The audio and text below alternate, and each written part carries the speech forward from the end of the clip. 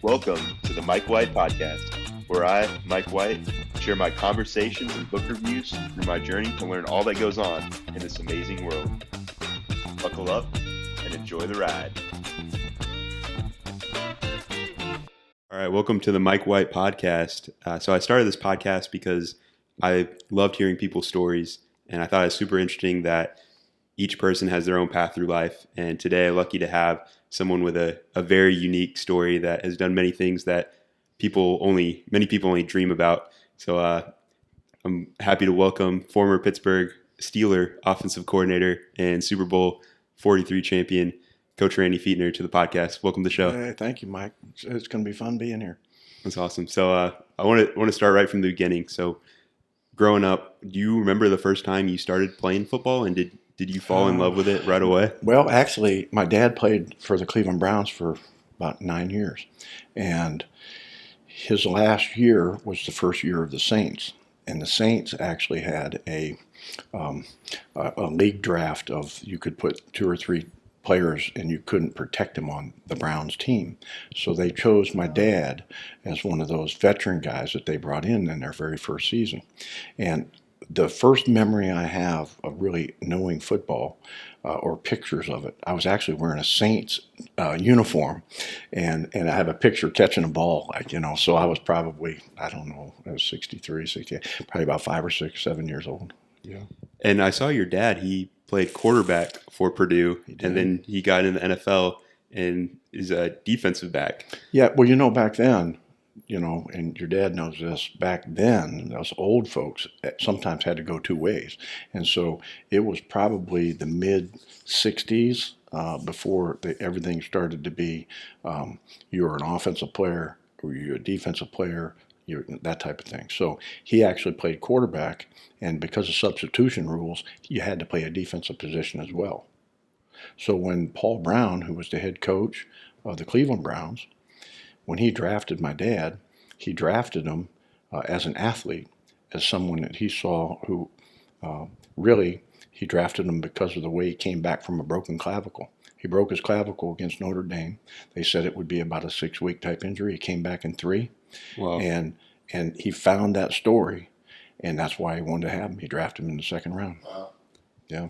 And did your dad kind of instill that football gene in you, or did he encourage you to play football, or is that kind of yourself? I don't know that he encouraged. I mean, he encouraged us to kind of be ourselves, do what you want to do. Back then, kind of you played all sports. I kind of liked it.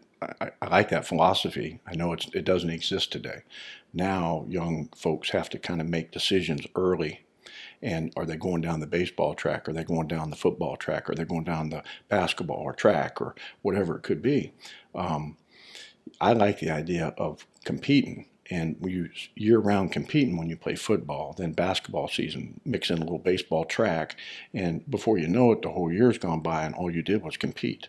Now, I still believe, and I know that the thing I noticed about the National Football League, the difference of the guys that make it there, seem to be the competitiveness within them, because the talent level across the board is you're picking the best players talent-wise.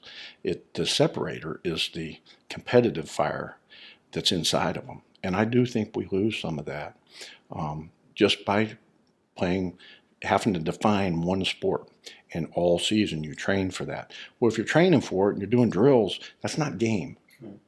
It's one thing to go out and hit balls, at the range. It's another thing to put your feet in the ground, have somebody next to you that drove 300 down the middle, and now you got a tight fairway, and now you got to make that, you got to keep up. Well, you're on the range, well, you're just hitting the ball, But so I've always felt that, and it's interesting you said that, because it's been a pet peeve of mine.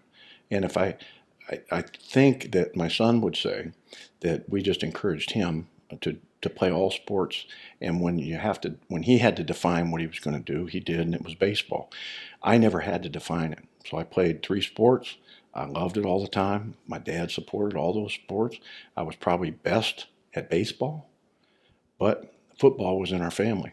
And so I kind of let that guide me. Purdue offered me a scholarship, as well as several other schools in that region, in the Big Ten and the And I felt like I had to go there because I knew it the best. I rooted for him when I was young. My dad played there, and I just felt like it was the best fit for me. So you had offers out of high school to play Yeah. your defensive back? I thought when I was going to Purdue, I was going to be a wide receiver. I played in the All-Star game, the Big 33 game that year. I think we played, it was East-West back then. Now they play like Pennsylvania versus Maryland, Pennsylvania versus Texas. They play Pennsylvania versus Ohio. Back then we were an East-West game. And I played some quarterback. I played running back in the game, wide receiver in the game, defense very little. And when I went when my mom dropped me off at fall camp, I'll never forget the staff was in their meeting, and I kind of came in. They wanted all the guys who were checking in to kind of see everybody, so they were having a staff meeting. I'll never forget this longtime coach. His name is Bobby Cope, and he's about 5'5", and he is a fireball. He stood up, shook my hand, and said, "Welcome to our defense." And I'm like, I guess I'm playing defense. So that's how I found out I was playing defense. So, yeah.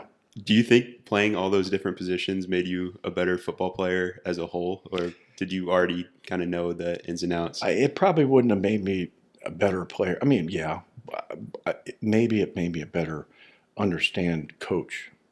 I never forget. Probably the greatest coach I've been around that understands and sees football for what it is Coach Tomlin, Mike Tomlin. He sees the 22-man game like a chess match and just sees it so clean. It's crystal. I felt like when I always coached on offensive football, I had a defensive background. I had played on defense, had to put defensive plans to make them come alive, that you would be coached, scouting reports, things like that. I just felt like you knew what defenses kind of consisted of and where their vulnerabilities were and coverages and things like that. So it might have helped me be a better coach because I was always on offense. How was that challenge going to Purdue from high school and seeing college football? Was it a big shift? Yeah, I mean, you don't know it. I learned a good lesson because when I became a college coach, I used this. I actually used this from my mom. So when they dropped us off and they put you to camp, it's always before the rest of the students get on campus. Mm-hmm. Now, there may be some end of summer school still going on, but we'd be there in early August. School didn't start until the beginning of September. So you're there in the hot. You're there with new people, away from home for the first time, hurt, aching every day a little bit, grind. Back then it was 2 and 3 a days. It was full. I don't know where the rules were for us as players back then. We didn't have them, but now at all levels there's some rules that you can't do certain things, but we would practice morning, afternoon, meetings at night. I mean, they'd be bed check you at 10 o'clock, and you might get a half an hour to run down to the payphone to make a pay call. We didn't have cell phones. You didn't have all that. So I'll never forget, Ray Sherman was the coach who recruited me there. And he said to my mom, if he gets homesick, let me rephrase that, when he gets homesick, you call me first. Let me know. And as a coach, he knew that every one of these guys were always going to get that home feeling like, hey, I'm about ready. I'll come home. I don't know about all this. This is a lot of work. This is no fun. I thought this was going to be fun. Well, it became fun once the students came on campus, and all of a sudden you started walking to class, and there was all these girls walking back and forth. Then the stadium was full. We played Stanford, one of my first games. John Elway. I mean, it was, I was like, wow, this is fun. But I had those phone calls, and I made those phone calls. I made one to my dad and my mom. I said, hey, look, I'm not. I'll come home. I mean, maybe I got other things to do. And I think everyone has that somewhat feeling when you go off to college. It's that little bit of anxiousness. It's that little bit of, do you really fit in? And then it wasn't just like automatic fun when you get there. Mm-hmm. And then once you kind of got into the season and school started, it was a blast. I wouldn't trade it. But I used that in recruiting. So many years I coached college football. And in a way, you become that young man's parents away from home.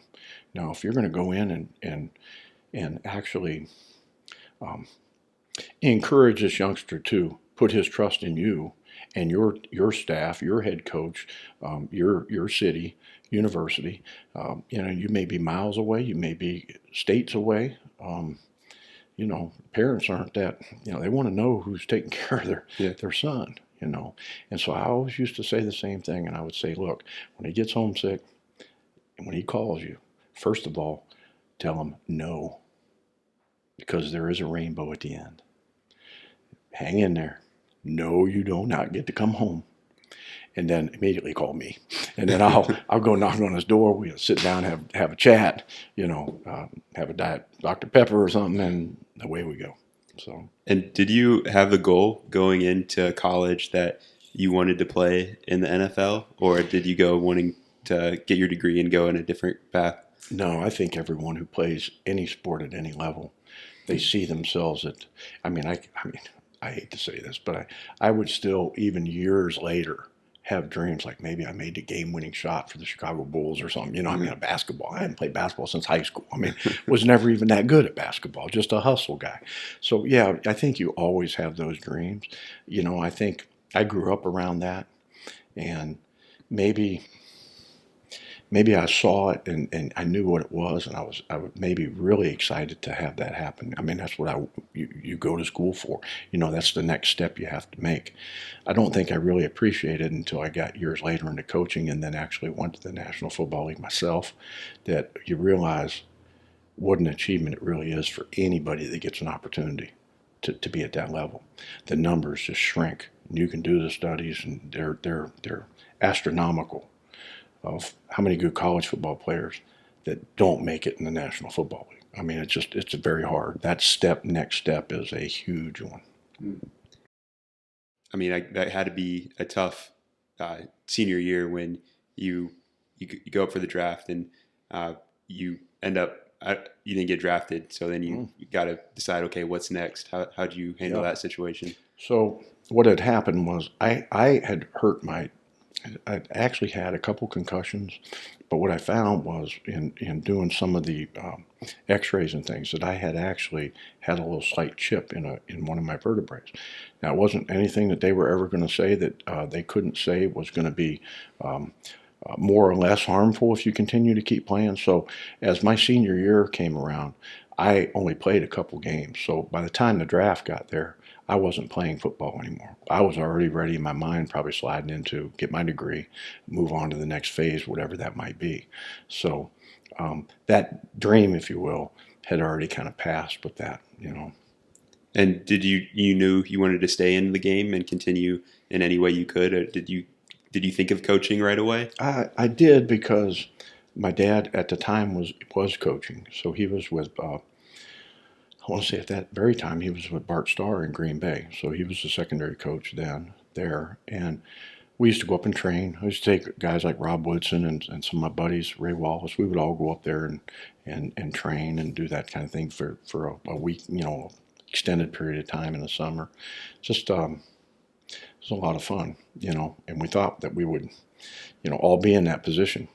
But what I did know was that was going to be it's a process, and you got to start at the bottom again. And so what had happened was the very next year at Purdue, I started my master's, and they gave me what's called like a graduate assistantship. So I started at Purdue as the assistant tight end coach. I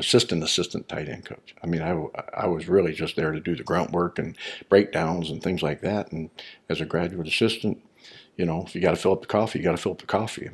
I used to just say, well, let's do it the best you can, So that's how it started. Did you find that, or did somebody tell you, hey, we got a graduate assistant position, we want you, or did you know that existed and you pursued it? Well, a couple of the coaches had always talked about it, and there were several guys that kind of always I don't know, maybe saw potential in me in that regard, and it was a way to stick around, and it was also a way that I thought at the time I'd get my master's paid for. I could get it started. It was easy to get into the master's program there, as opposed to maybe trying to get accepted into another school. So it just was an easy flow entrance. Now I only stayed 6 months. And then I went to the University of Michigan with Bo Schembechler to do basically the same thing there. And I worked with quarterbacks and running backs, and then that was that. Jim Harbaugh was our quarterback. Yeah. So that's graduate assistant work. It looks like you went from Michigan and then to USC. Is that right? So that tree is all Bo Schembechler. So Larry Smith was the head coach at USC. Chuck Stobart was there as his offensive coordinator. Chuck and Larry and all that crew they were with him years in Michigan. So I had a chance back then you could be a graduate assistant for like 2 years. So I spent 2 years at Michigan. And when my time was up, you got to move on. Mm-hmm. Well, I had some offers to go to be a full-time coach, and actually, they were smaller college jobs. There were some in the state of Michigan, Indiana, and they were just. I probably wasn't ready for that yet. I just felt like, I've still got some time. I don't have to rush it, and so I bypassed a handful of those jobs. I turned down. Actually, Bo Schembechler turned me down. What now is like a quality control coach in the NFL. Indianapolis Colts, Ron Meyer was there. Leon Burnett was my head coach at Purdue. He was down there coaching for Ron Meyer. They were trying to find a way to remove a secretarial position and put a football person in that job. It was the beginning of the young quality control type coach in the National Football League. And I was like, man, that would be exciting. It'd be an hour away from Purdue. This could be really good. It's the NFL. I was excited as heck about it. Well, when I went in to meet Coach Schembechler about what I was going to do, I didn't realize he was going to tell me what I'm going to do. He said, you're not going there, okay? You're not going there, and now you're going Florida State with Bobby Bowden, or you're going Larry Smith to Southern Cal. I said, I'll go Southern Cal. So he had already had that lined up. He said, this is the path you're taking. And I was like, okay, Bo. Because when Bo spoke, I was like, hey, that's where I'm going. So I got to go out there at Southern Cal as a young guy and take in a little California. And that's a nice change in weather from the Midwest. It was a big change for me, but it was fun because I was single. It was kind of fun. Yeah. I bet. I've never heard of the quality control coach for the NFL. What's the role? So they have we have a lot of assistants, quality control coaches. A lot of them handle all your breakdowns, handle all your game plan type things, handle all the behind the scenes work that allows the assistant coaches really to gather information, statistical information, breakdown information, things like that. Now, they have all kinds of opportunities that way, and a lot of the NFL programs now, a lot of the college programs now have more than a couple graduate assistants, or they have more extra coach positions to help out. And it's like a good stepping stone if you're trying to become one of those full-time coaches. It seemed like a very mature decision to realize I have the opportunity to learn from some of the greats and get more experience, rather than chasing the head coach job right away at a smaller school where you wouldn't have access to all the great football minds. Is that something, did you have advice given to you for that, or did you kind of figure that out yourself? Yeah, I think I wanted to, in my mind, wanted to coach at the highest level. And I think every coach wants to do that. That's why you'll see some coaches that do an unbelievable job at one school, and the next thing you know, why would they go to this job? Well, because maybe at that one school and where they're at in their conference, they can't win a national championship. If you're hunting and trying to be the best and win at the highest level in college football, it has to be in the FBS, and it has to be usually one of the top 5 conferences, or else you don't really get a chance. Mm-hmm. So you could do an unbelievable job. I use Coach Norvell as a great example. from right down the street at Florida State. He was at Memphis when my son was there. My son worked for him as a graduate assistant after baseball, and they won 12 games. They go to the Cotton Bowl and get beat by Penn State. I mean, now this is, their conference was, I guess, the AC, I believe it was called, and he did things that you just can't. I mean, he did everything you could do at a place there. He won undefeated. They won their conference championship. Did all that. They didn't get a chance to play in the big dance. They were never probably going to get a chance to do that. And so what happens? You get an opportunity to maybe move up a little bit of a notch. Some would say it would be a big notch, but it's still 1A football. I mean, and financially, I'm sure it would be a little bit better. It probably was. I don't know all the details, but he went there in hopes that maybe we win national championship, and that you could be at the highest level as a winner. It's kind of like hunting a Super Bowl. I mean, they're hard to get, but I mean, that's what you're there for. That's what all those coaches are there for. So, definitely. And so it looks like you were only at USC for about a year, and then you went over to Vegas. Yeah, it was a cup of coffee. Yeah, because what had happened was it was a fluke. I mean, it was actually a fluke. I was in the office in the summer, no football. Everyone's kind of on vacation. We just finished our summer camps, and I'll never forget this. A gentleman walks in. I'm sitting back there in the little computer room doing a little analytic type stuff, and old film breakdown, the 16 millimeter. We have to clip them, tape them, and then splice them together, and your fingers would ache and hurt, and So I'm just doing some preseason work and some stuff in the summer. I got nowhere to go. I'm not going back to Pennsylvania for a week or two. I'm just hanging out here, and so I happened to be in the office, and because I was in, the head coach from UNLV walks in. And he just comes in. He's trying to find the head coach. He wants to see if Larry Smith's around. He was going to buy him a cup of coffee, maybe just visit with him. And he ended up getting me.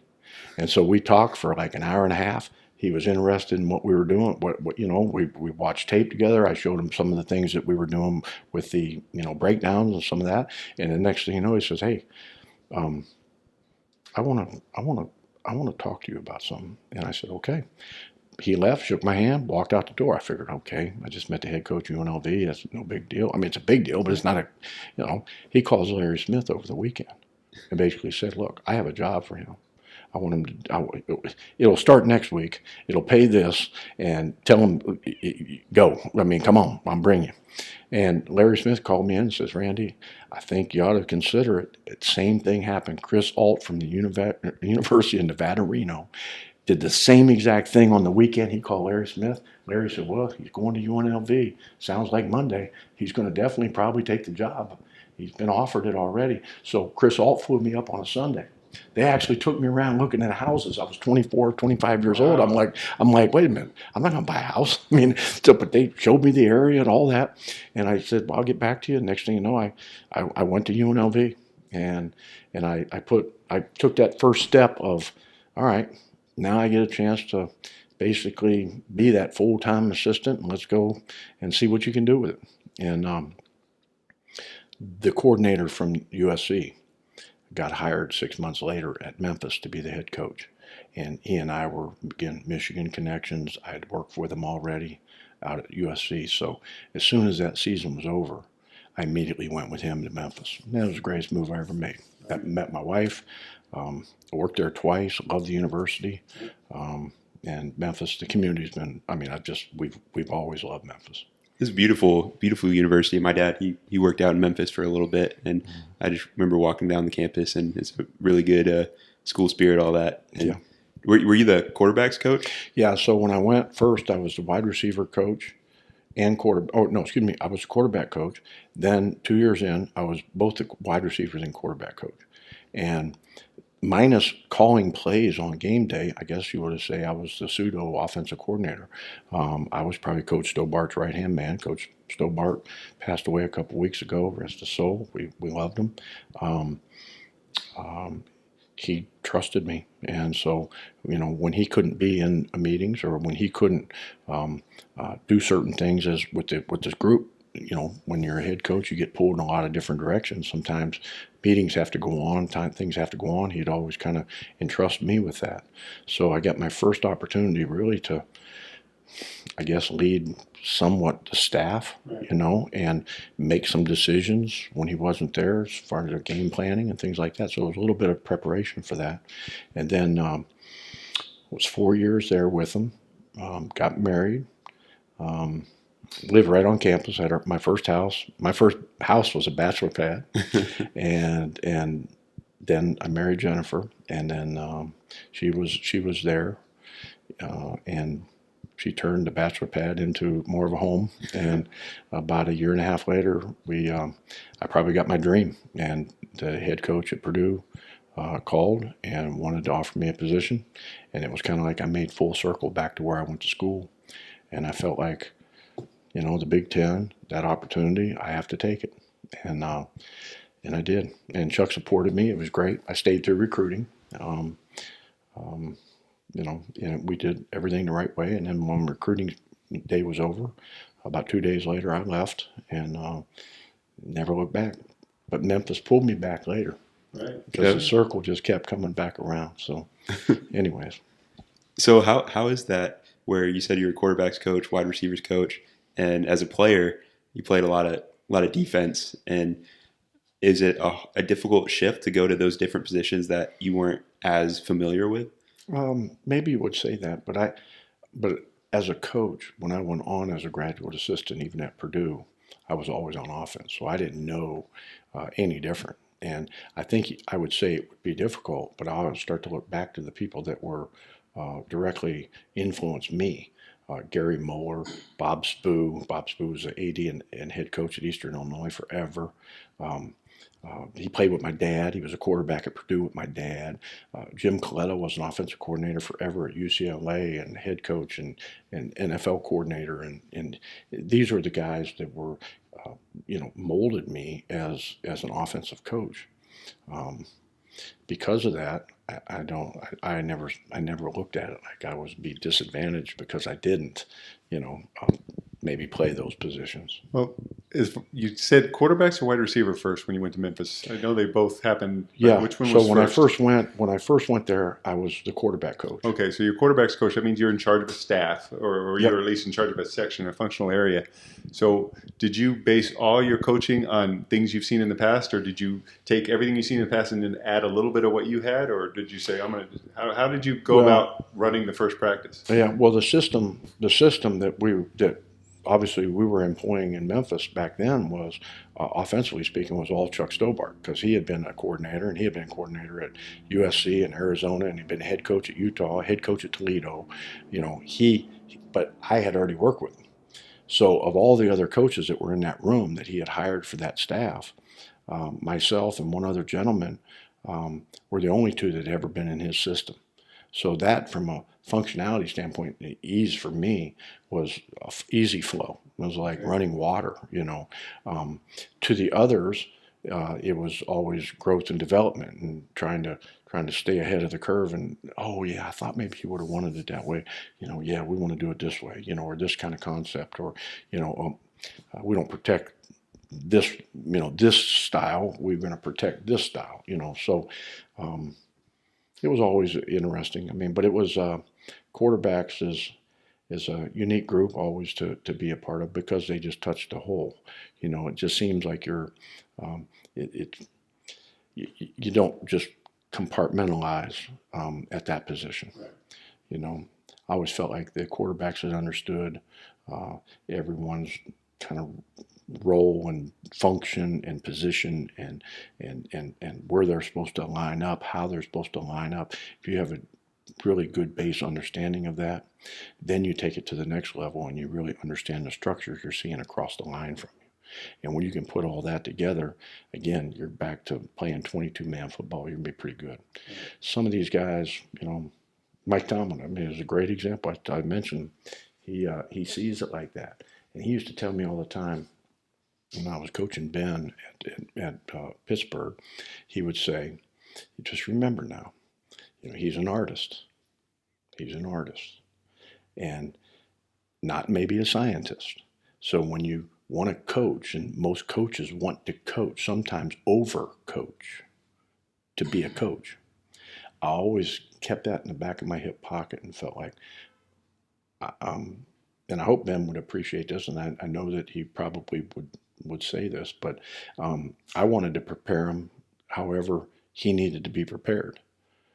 Ken Anderson was before me, and Kenny is a Hall of Fame type quarterback in Cincinnati and in the NFL. And he grabbed me one day and said, "Hey, give them as much information as you can during the week. Be as consistent as you can possibly.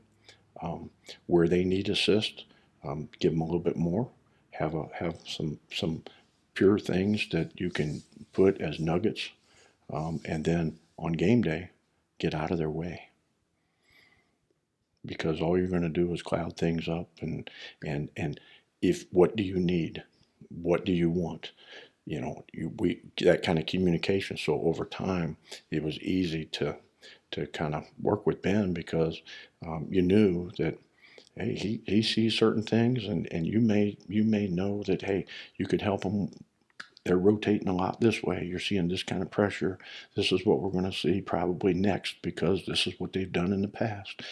And, he'd get that, you'd think it, next thing you know, he'd go out and he'd just make plays, he'd do things, and you're just like, and then other times, sometimes there's nothing to say. The great ones, they find their way out of, certain situations, and he was a great one. Yeah. So in between series, are you pretty much in his ear every series talking about what just happened the last drive? Well, in the National Football League, there is a little bit of communication prior to that last 15 seconds where they cut off the mic. So the coach to player communication can be done. So when I was actually the coordinator, there was little things that you could say, little tips and reminders about a third down and 2 to 3 area where they might be just all out pressure and playing certain structure coverages. You could throw that tip out there. Sometimes Ben, you didn't want that kind of tip. Maybe a younger player in years where maybe he was missed a game or two and you were playing with younger developmental quarterbacks, you try and get as much information into them, and they want it. Sometimes you cloud someone's head. Sometimes it's just as easy as, here's the personnel, here's the play number on the wristband, and just let it go. And then boom, you see the flow. But in between series, yeah, there is always communication. There's always adjustments. You're always talking, it's always unique. The quarterback will always be talking with the wide receivers. And when I first got there, we all had the Kodak snapshots. You get like 4 snapshots of one play, and you could kind of go like this with paper, and that's good. And it's raining, and the paper's going like this, and it's snowing, and you can't. So later they went to the little surfaces, the tablets, and and you could flip through that a little bit, and and it made it a little bit easier that way. But so you're looking at pictures, you're communicating. The quarterback's always visiting with the wide receivers on the sideline and in between, possibly running down to the tight end O line. Hey, we saw this pressure. What are you guys talking about? Are you are we going to communicate this guy as the mic, or what's the issue here that maybe we hadn't seen before? And you got line coaches like Mike Munchak and some of these guys, and they're like, hey Ben, here's what we want to do. We're going to do this from the rest of the way, just so you know. And so there's always that communication going on. Little small things during when you're calling plays from the sideline that you could say, hey Ben, you got 2 downs. Mike's already said in our headsets, hey, look, man, we're going for it on 4, so, hey, look, you got 2 downs. So maybe take a little pressure off of that third down. Hey, it's third down and 14. Well, let's get 8. Let's get 10. It'd be a lot easier than it's going to be if it's 4th and 14. But you don't have to sit in there and put yourself under tremendous stress and sack or force a ball. Take what they give you. Let's go to the next one. He was always really good at that. He was best in 2-minute and fourth quarter football. I think statistically, you guys go back if you really want to look at it. I don't know exactly, but I know he's got to be in the top 5, maybe all time when it comes to fourth quarter, just overall analysis of a quarterback. Because man, he was really special. I definitely think of clutch when I think of Big Ben. Yeah, that's for sure. And Since we're talking about the Steelers and the defensive you had to face, you were in the time when you were the Ravens in your division, Ed Reed, Ray Lewis. Oh man, Ed Reed, Lewis, T. Sizzle. I mean, boy, they had them all. I mean, these guys were, and we played them. Can't quote me on this for sure. I want to say at least 4 times. We played them 3 times a year. So you'd play them twice as a division, right. And then we'd play them in the playoffs. Mm. I mean, 3 times a year, this battle was going on. The one that sticks out in my mind, and I think about it, I see him on TV all the time. He does a great job on ESPN. Is we played them in the. It wasn't the AFC Championship. Yeah, man, it might have been the AFC Championship game, or it was the game before that.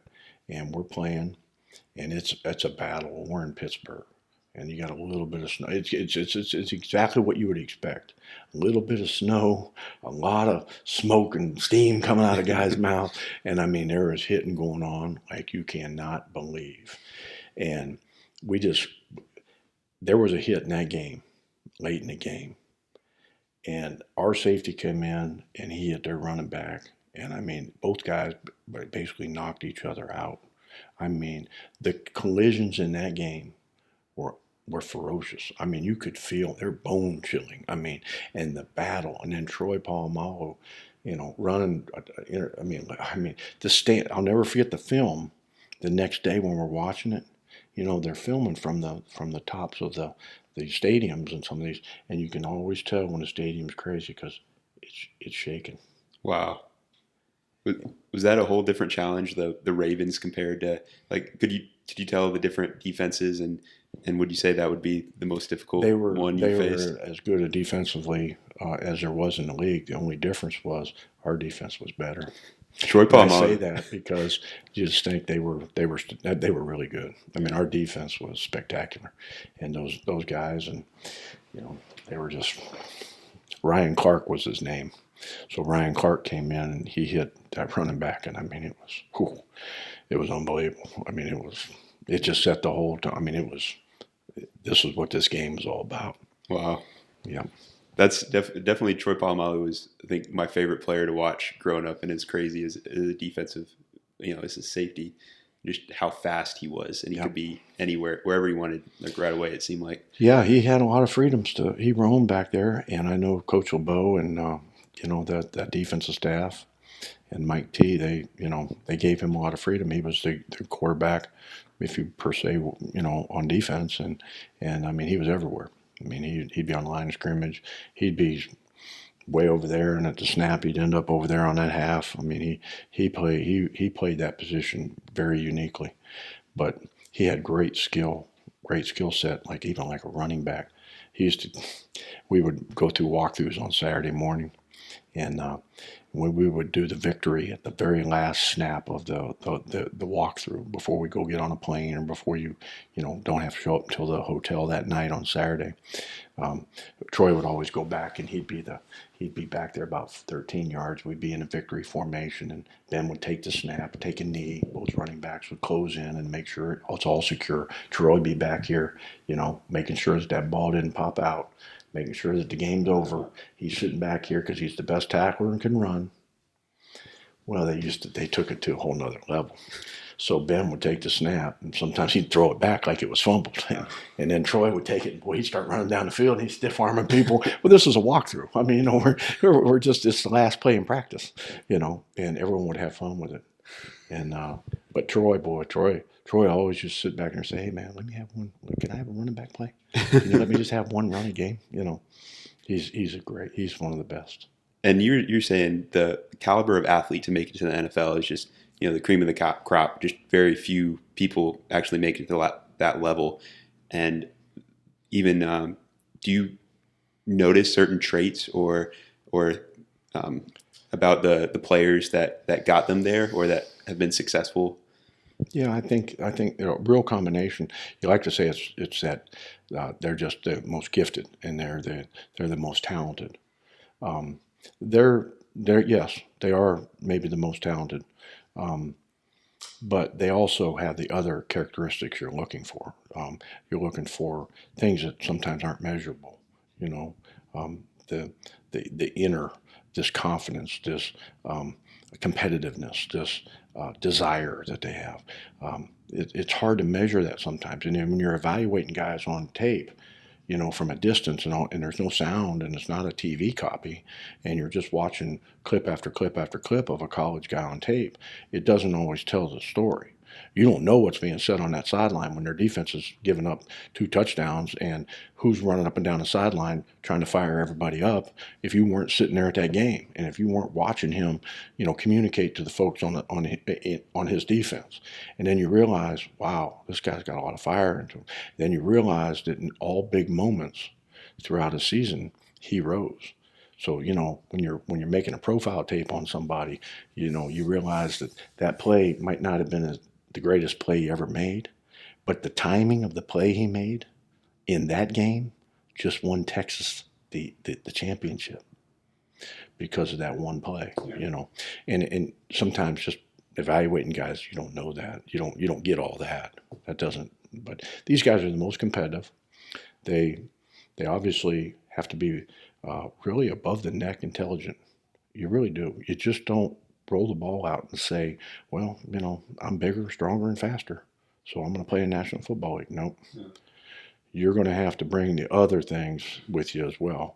And it started when they dropped that big playbook that's about that thick on your desk when you're in training camp, and you're going, whoa, you know, and you real quickly find out, you know, this guy's talented, but he's going to end up over here. This guy's talented, and boy, he's kind of getting it, coach. He's going to end up right there, and he's going to probably make your team. Yeah, and you were talking about, so you're coaching at Purdue there after Memphis, and you find your way back to Memphis. How exactly did that well, you know, come to be? Like college football, well, like any football, you know, turnover of coaches happens, and sometimes you don't, you know, as an assistant coach, you know, when your head coach sometimes is not kept or moves on to other jobs, sometimes you don't get to move on or you don't get to stay. And so I was out of work for about a week, and I met with Joe Hollis. He was at Ohio State. They were fixing to go play in the Rose Bowl for the national championship. And Chuck Stobart, this name and this coach, remember I was telling you about, that was at Memphis. He was finishing his career out as the wide receiver coach for the Ohio State Buckeyes. So he had a guy named Walt Harris on that staff, and he had a guy named Joe Hollis on that staff. Both guys were interviewing for head coaching jobs, one at the University of Pittsburgh and one at Arkansas State University. So if you don't think, if you know I'm from basically the Pittsburgh area growing up, I'm in the North, in the Big Ten, and you said you have a chance to go to the University of Pittsburgh, work with quarterbacks with Walt Harris, or you get a chance to go to Arkansas State, work with quarterbacks, and possibly be the coordinator, because he wasn't ready to name a coordinator yet. One's in a Sun Belt smaller conference, one's in a major conference, and I would have probably bet my life I would always have gone to Pitt. But my wife happens to be from Memphis, and all of her family's from Memphis, and so the best position for me and my young family was to get down there. And I took a leap of faith that I was going to probably get a chance to be the coordinator for Coach Hollis. About 3 months or about a month into the job, he named me the coordinator. And during that process, I got an opportunity to have input in hiring staff offensively. And I recommended to him a guy named Mike Tomlin to be my wide receiver coach. What year is this? This would have been 1997. And I want to correct, I said Memphis, but Arkansas State. Yeah. Right? Well, yeah, but that leads it back to Memphis. So I just kind of cut the, kind of how it ended up happening. So I'm recruiting in Memphis. It's where I've always recruited, and I'm in a high school. And Coach Tomlin was a graduate, one of those young coaches getting started at the University of Memphis. And he was over in the school doing a little recruiting because he was fixing to take a job, or he might have taken it for a cup of coffee, maybe about 2 weeks, maybe, at UT Martin. And I walked in. I got to meet him for the first time. I said, man, he's sharp. I knew he was sharp. He started to walk down the hall. I excused myself, ran down the hall. I said, can I get your cell number? He said, sure. A lot of the folks at Memphis had told me about him. And I knew him from my first day down there. I knew these folks and I trusted them. Keith Butler, who ended up being his defense coordinator in Pittsburgh while I was there as the offense coordinator, who ended up being the defense coordinator at Arkansas State when I was there with them. A lot of those folks talked about Mike. So I finally met him, saw him, got his number, went back, talked to our head coach. He said, call him, get him up here. Let's tell him we want to, get him in a position. And he and his wife came to Jonesboro, Arkansas. Now, Keith Butler, who came a year later from Memphis to be the defensive coordinator at Arkansas State, stole him from me and moved him over to defensive backs, which was cool. I mean, Mike loves the defense. I mean, he loves defensive backs, but he played wide receiver at William & Mary. So he has really a unique background there too. Example, offensive player, been mostly a defensive coach his whole career, and is known as one of the better defensive coordinators come through the game. Can you just tell right away by the way he thinks through plays? You could see it more than that. It starts as the people. It starts as the person, the communicator. Especially in college football, because so much is about recruiting, and so much has to do with how you come across and how you're going to speak to players and coach young men, and then work within a staff, and then have to work with alumni, and booster groups, and then you have to go and take that, and you have to go out and recruit at areas, and it was easy to know that all the things that you had heard about him, you could feel it. And you were a new role there at Arkansas State, where now you're offensive coordinator. Yeah. And it seems like that's a pretty big jump from being like the wide receiver quarterback coach to running the offense. It is, because now, well, first of all, the responsibility, is more from the standpoint of play calling, maybe day of game, things like that, and installing. You get a chance to have your footprint and on things. But be honest with you, I always felt like you have a staff, and we always broke things down. Our offensive line coach and our running back coaches were always heavily involved with short yardage and goal line. They were always heavily involved with the run game, protections, because that's what they do. Quarterbacks' involvement there. So you kind of mesh, and you kind of always have someone's expertise. And as a staff, you bring it all together, ideas, thoughts for that week, what fits, what doesn't. At the end of the week, you're the one that has to sign off on it. But you're going to always be as good as your staff. But let's just go a step further. It's always going to be about the players. And they're the ones on game day that got to make any plan come alive. And I think that's the thing you're trying to have happen each week. And each week could be different, a little bit different, things that you have to do. And offensive coordinator in college versus offensive coordinator in the NFL? Different, same? Yeah, I would say a little bit different for sure, from the standpoint of, you're talking about grown men. You're talking about this is men's livelihood. Their abilities, not just physically, but the things that they can comprehend. And know that you're going to study, and know that you have them for X amount of hours. Guys like to think that, or I hope, folks don't believe that football players just show up and practice on the practice field and then go home. I mean, they show up early in the morning. They're already doing things on their own, preparing their body. They're in the training room. They're in meeting rooms. They're in special teams meetings. They leave there. They eat lunch. They go in and they go train more with our trainers, our equipment, or our conditioning staff. Then we go out for a 2-hour practice. Then we come back and watch tape. And then at the end of the day, they put in a good 8 to 10 hour day, and they're out of the building. I don't know if you heard Troy Aikman 2 or 3 weeks ago on TV. He said the offensive coordinator in the NFL is the toughest job in football. I don't know if you heard that or not. Well, yeah. I mean, why would he say that? Well, he would say that because, I don't know, because, everyone wants to see scoring and everyone wants, the fans, that's what makes it fun. I mean, you put points on the board, people stand up and cheer. It's exciting. A lot of different guys touch the ball. You see dances, you see, celebrations. It's just, it's tough sometimes. Them 6-3 ball games, and, it's not that it's good football. It's good football, especially if you have 6, but it's not kind of today. And today, obviously, is throw it around and run it around. I mean, whatever you're doing, score points.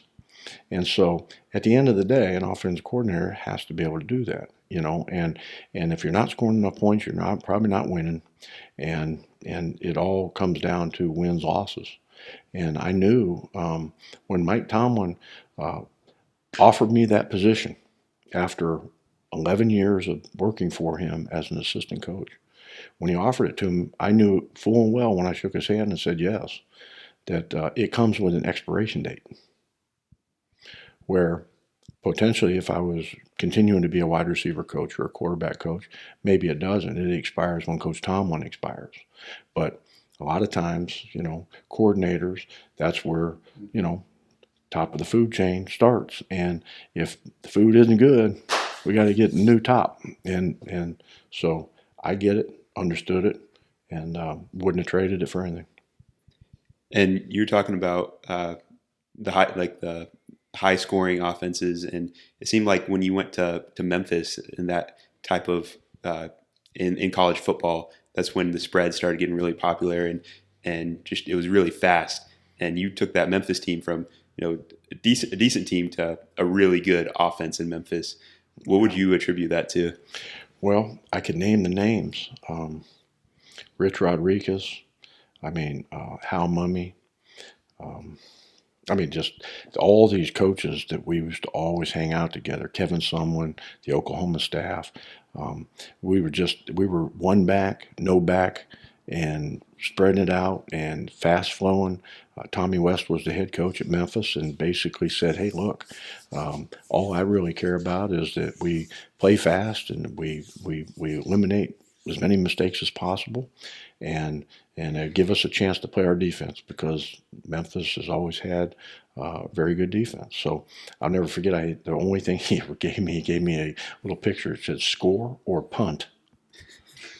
So basically, don't turn the ball over. Score every chance you get, and don't be afraid to punt. Because if you punt, the defense is going out there, and we're going to do our job. So, we were having fun, and we were having fun fast, and we were playing fast tempo. A lot of the things you see now in some of the college football when they're running play after play after play. We played Ole Miss one day at Ole Miss and ran 104 plays. Just a lot of tempo, a lot of signaling, a lot of things that we could control from the sideline. So, for instance, instead of asking your quarterback to have to make decisions, maybe in pre-snap decisions and where he might throw the ball, you could easily have in your communication boundary, field. So when you knew that by a signal, he would work either the boundary side, 1, 2, or the field side, 1, 2, 3. And those type of things, we actually controlled that so that all you had to do was work on actual movement keys. So like if you were throwing a basic curl, or let's just say a hook, and you had someone in the flat as an effector, you'd take that movement key, and if he dropped flat, you throw curl. If he drops back, you throw flat. So you would just rep those kind of things. You didn't have to rep the decision that got him there. Because of rotation, because of pre-snap looks, we put it all on the onus of the coaches, and because we had so much time in the play clock, because we were running without huddling and going fast tempo, you'd see everyone look over the sideline And you probably still see it today. They'll all look over, receivers, everybody. We took it a step further and even put linemen with wristbands on. We would call things Illinois 2, Illinois 2. And everyone would look, Illinois was right here. And number 2. Okay, everyone knew the play. Go. So it was about as much tempo as you could possibly do. But again, remember we started talking about players? It just so happened that DeAngelo Williams signed to be our running back. Yeah.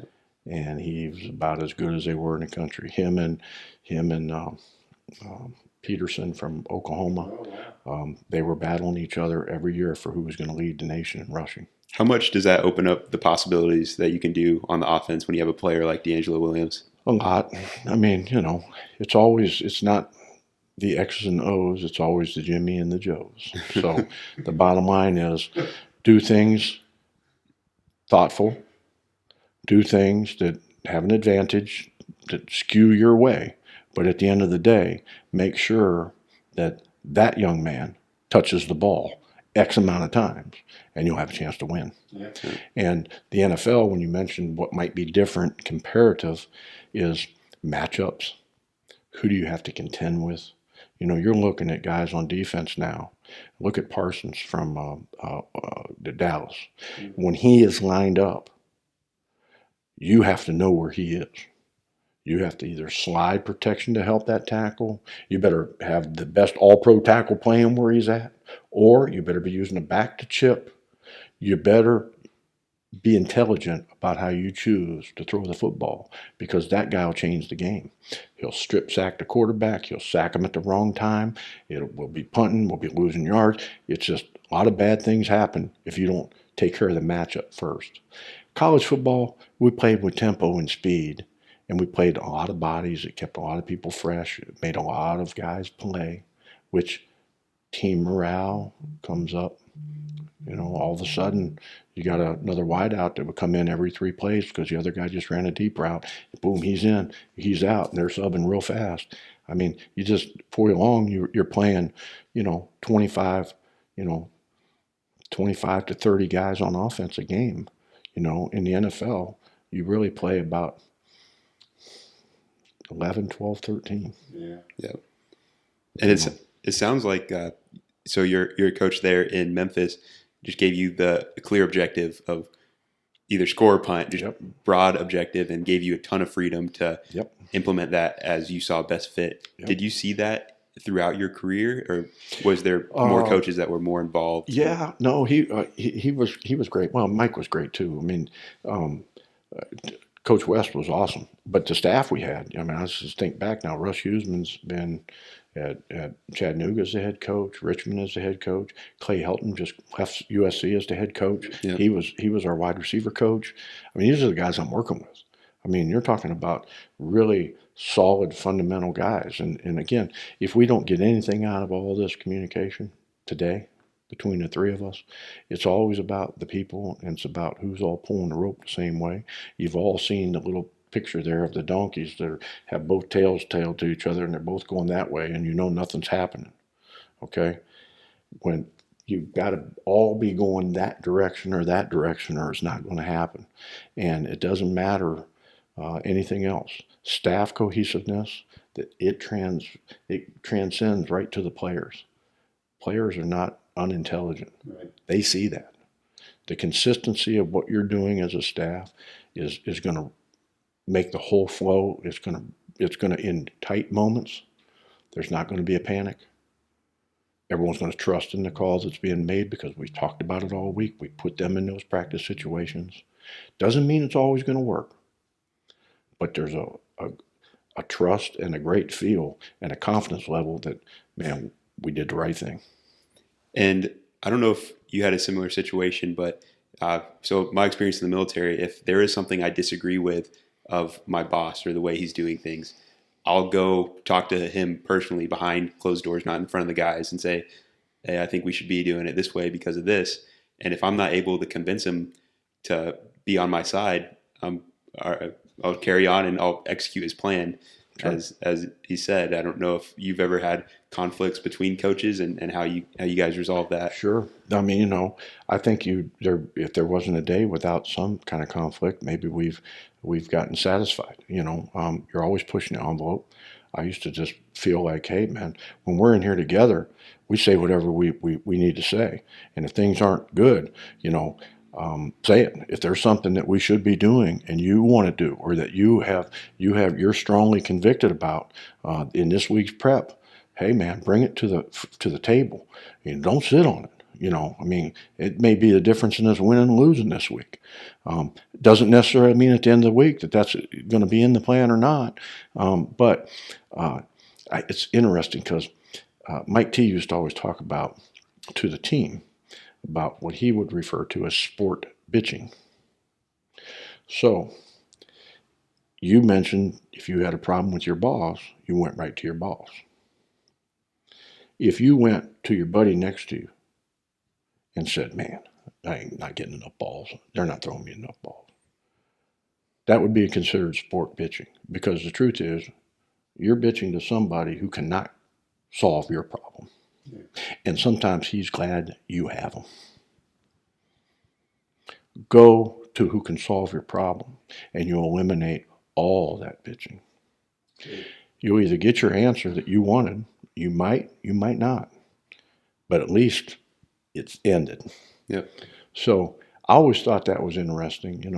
I used to take notes. It was, man, one of the greatest things ever was 14 years of note-taking of Mike Tomlin's team meetings. Wow. And kept them. Still have them all. I mean, every meeting. And just the consistency, the messaging. I mean, it wouldn't shock me that they would win these next 3 weeks and find a way into the playoffs. And I don't know all the standings, as far as winning divisions, but it wouldn't shock me that they'd be in that, still in that hunt when, quote unquote, maybe they're not having their best year. I've been there, done that. And we ran the table one year, and I could easily see that happen. How excited were you when you saw the opportunity to work with Coach Tomlin there in Pittsburgh? And you had a great job there in Memphis, but it was enough to say, hey, I want to be a part of this organization, one of the most storied franchises in the NFL. That was for sure. It was a unique challenge for me, because it was kind of stepping out of my comfort zone. I had spent a long time in college football, and now it is a different calendar. If you'd plugged me in, if you would have just came and said, hey, Coach, it is December, what's today, 18th, 19th? Today's the 19th, December 19th. What are you doing? I'd say, well, either bowl, I'm preparing for a bowl based on when the bowl game is, or I'm in someone's home fixing to make a home visit tonight for recruiting. And you know what? The dead period's going to start in about 2 days, and then you can't do any recruiting for about a week and a half until the beginning of January. Now, I go to the NFL. Calendar, everything's different. Season, everything's different.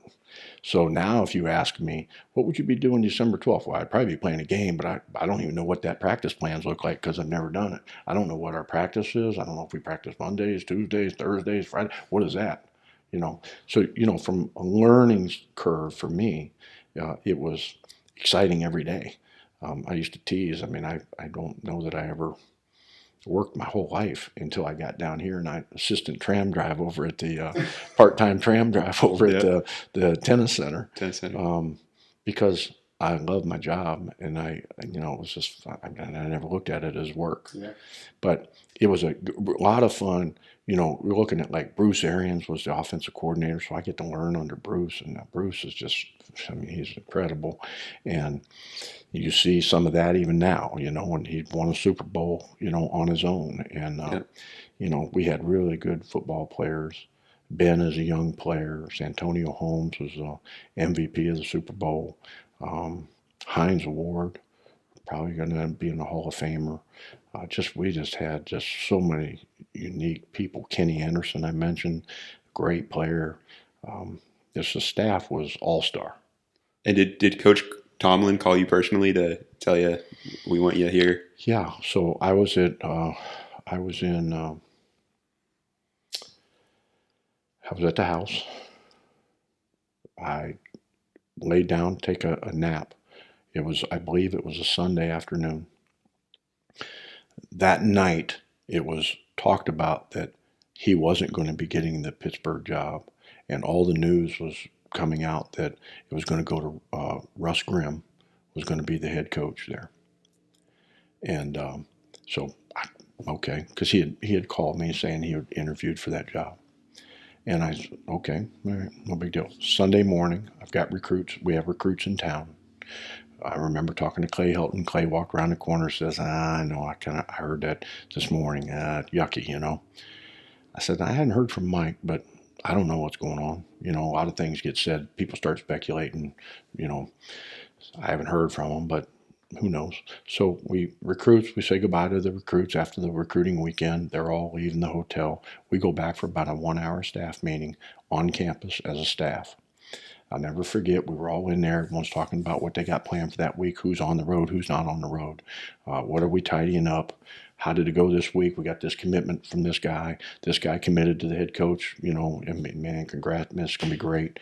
And here's what we still got to finish. We got to finish this before the holidays. We got to get this right and all that.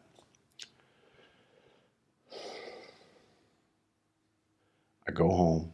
I have a home visit that night in Covington, Tennessee. And it's about an hour drive from me from where I was living in Memphis. And I told Jennifer, I'm laying down. I'm going to take a nap. The NFL game was on. The afternoon game was on. And I literally remember sleeping on the couch and getting up because I told her I have to be out of here by like 6 o'clock. I mean, I got to be there by 7:30. And so I get up, kind of getting ready, you know, making sure I put a different shirt on, whatever. And I looked at my phone, and I had 2 voicemails and some texts. So I hit the first voicemail, and all it was Mike Tomlin saying, I got the job, and so do you. Wow. So I put it on speaker. And I held it up with Jennifer in the kitchen, and the kids were all, you know, young, and they were sitting around the kitchen table.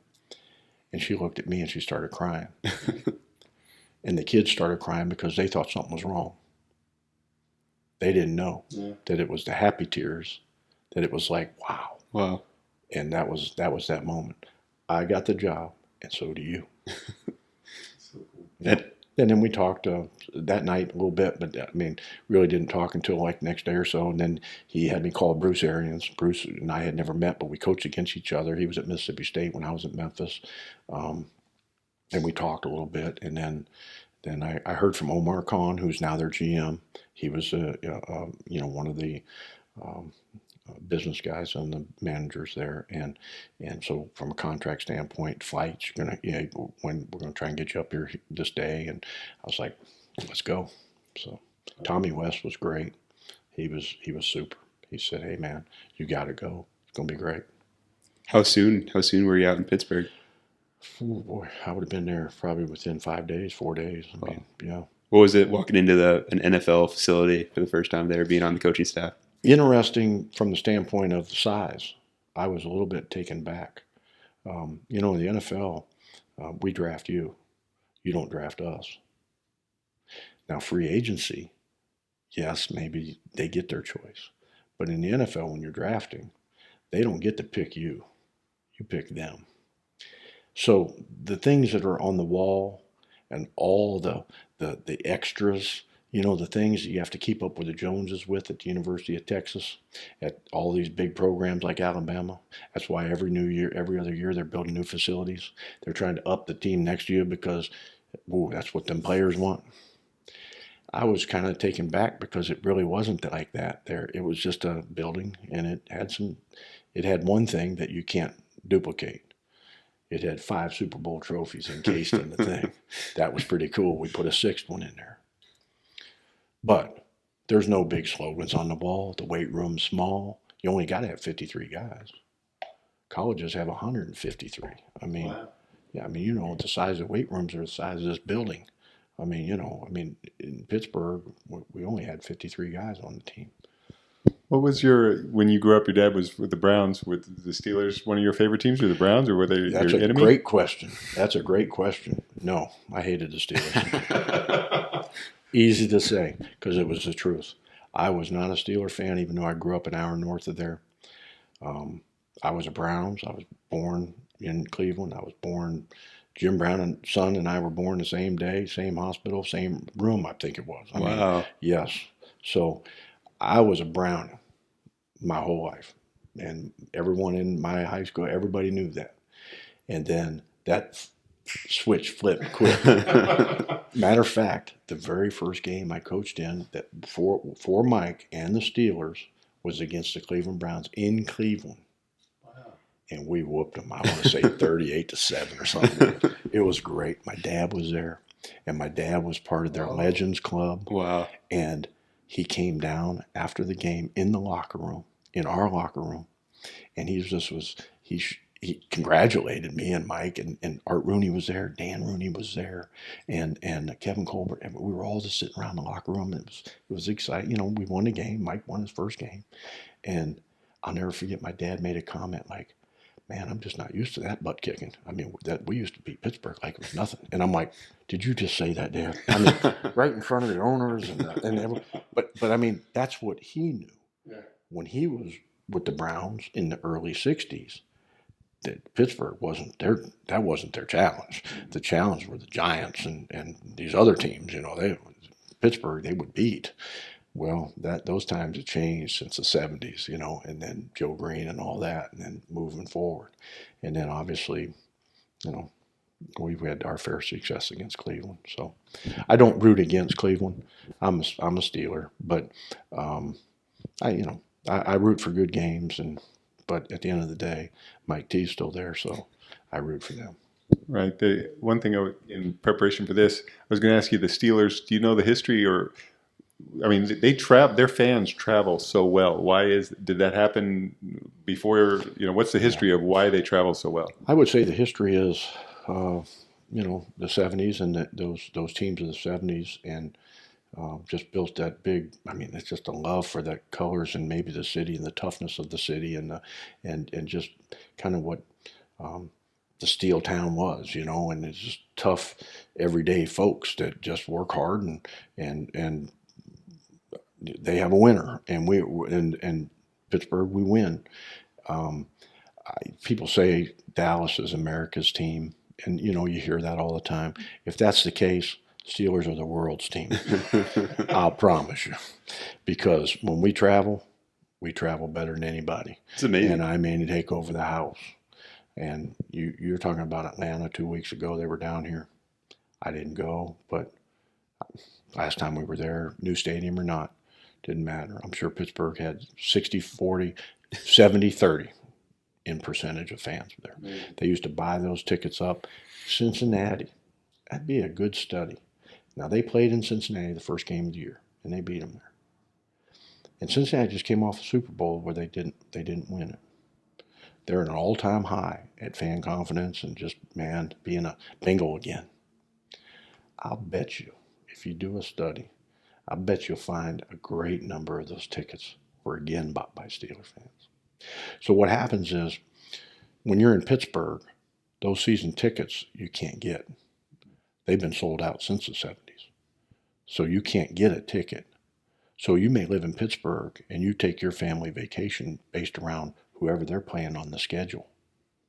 And you go buy their tickets of season ticket holders, and then that pays for that season ticket holders for the other team for the year.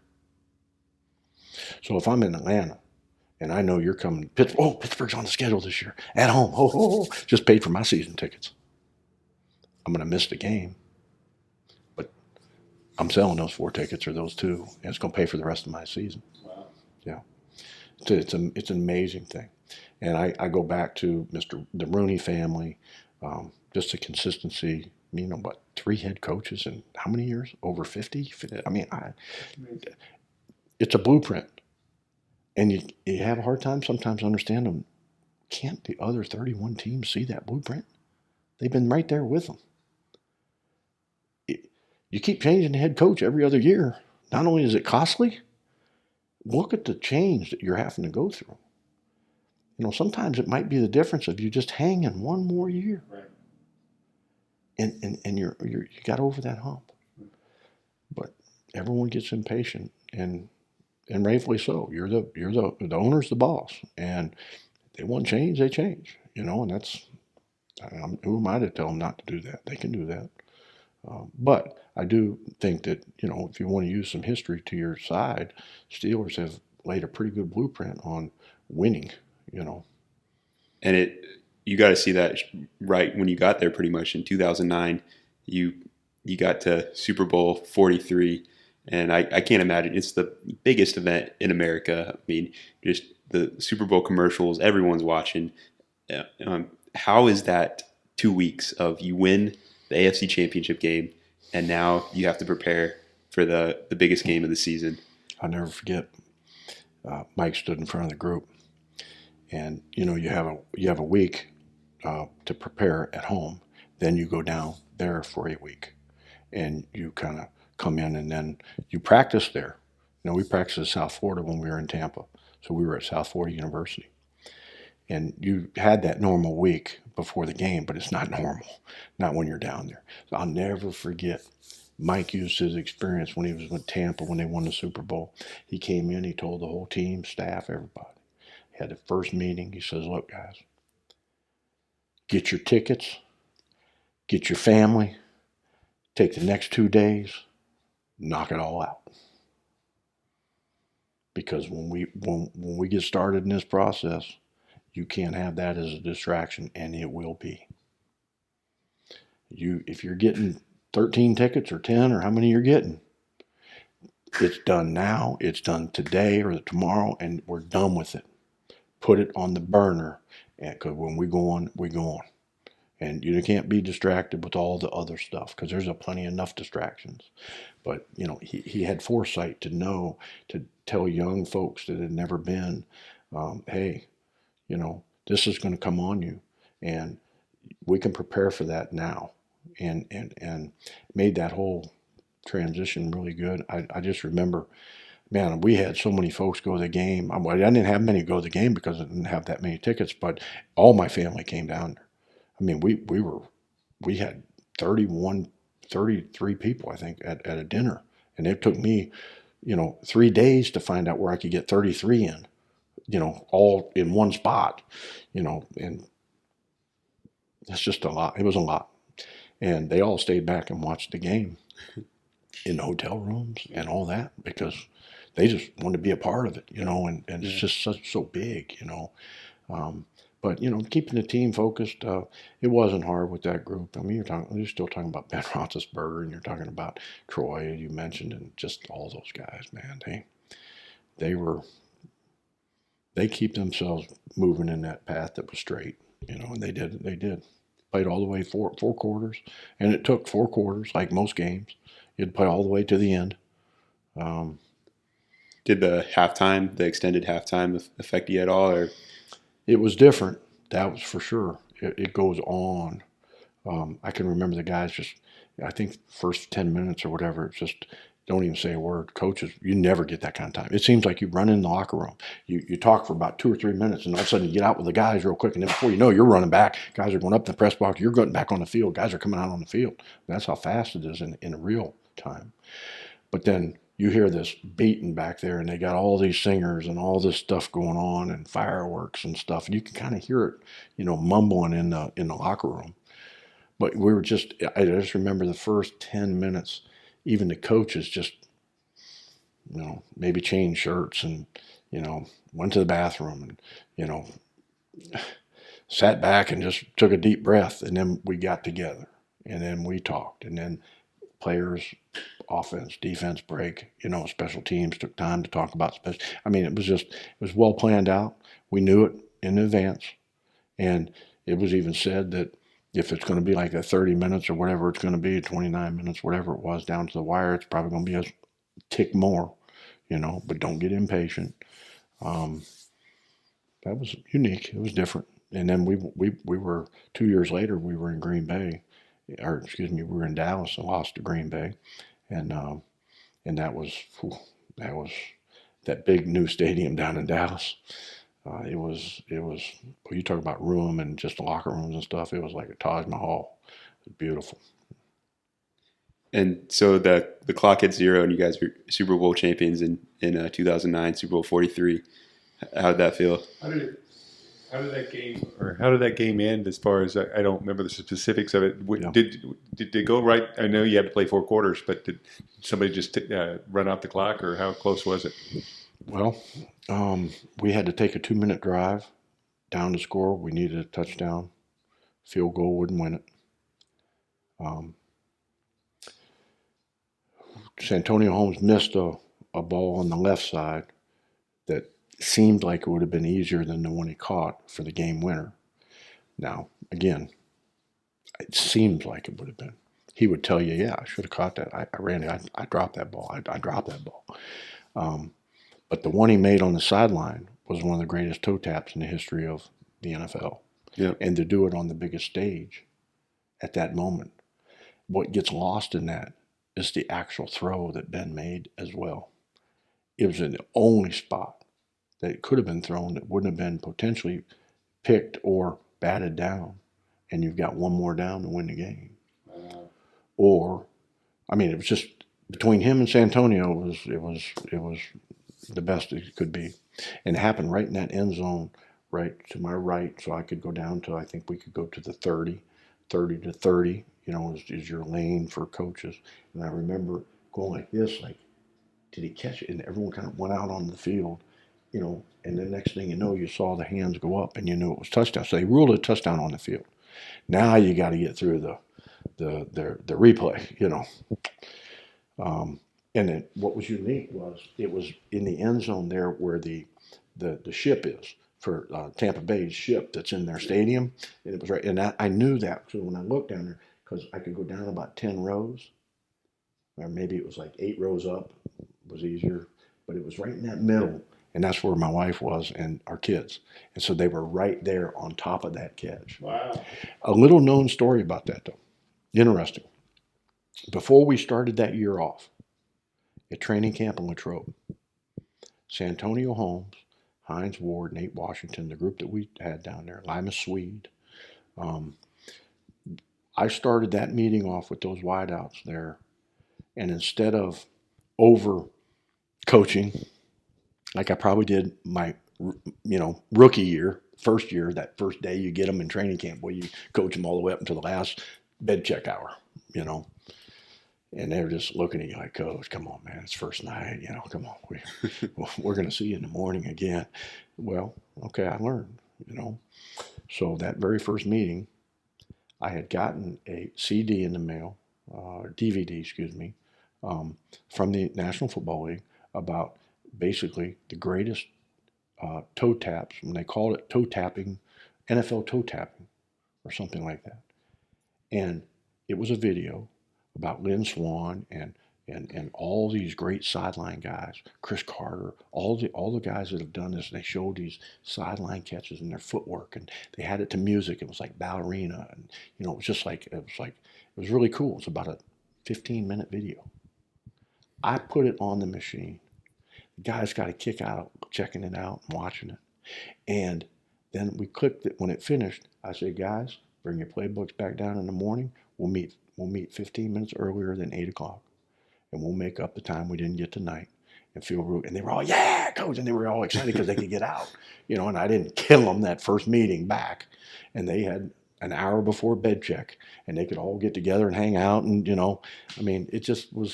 it flowed. To end the season with the greatest toe tap in Super Bowl history. And to know that we watched that tape before the season, that was pretty cool. And Santonio, he and I giggle about it still to this day because he knows. I mean, if I called him right now, he'd say toe tapping. Yeah. And he got the Super Bowl MVP for that, right? Yes, he did.